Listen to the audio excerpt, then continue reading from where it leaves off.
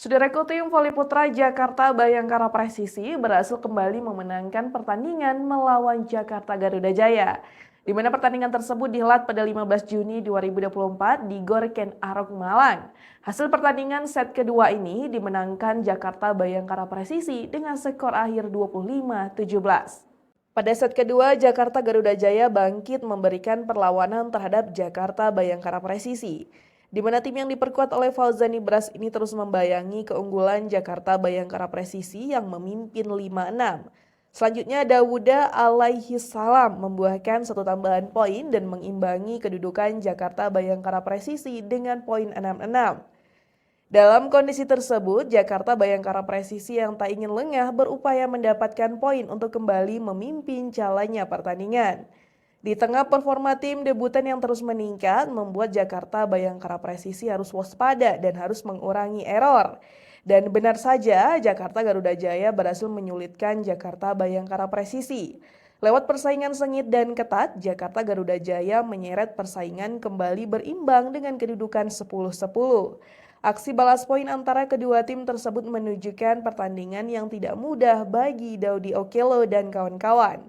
Menariknya, Jakarta Garuda Jaya yang tak diperkuat pemain asing dalam line-up di set kedua ini mampu mengimbangi permainan kubu lawan. Tekanan yang terus diberikan oleh Fauzani Bras dan kawan-kawan benar-benar membuat Jakarta Bayangkara Presisi kewalahan mendulang poin. Meski demikian, tim yang dipenuhi pemain senior tersebut terus mengupayakan poin keunggulan dan memimpin dengan kedudukan 13-10. Memasuki pertengahan set kedua, Jakarta Bayangkara Presisi berhasil melebarkan dominasi mereka dengan keunggulan 16-12 atas Jakarta Garuda Jaya.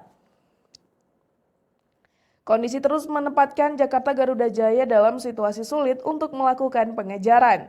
Pasalnya tim yang diperkuat dua pemain asing Nomori Keta dan Daudi Okello kembali melaju dengan mulus dan mempertahankan keunggulan mereka dengan poin 21-15. Hasil tersebut membawa Jakarta Bayangkara Presisi semakin dekat dengan kemenangan lewat servis esnya Agil Angga.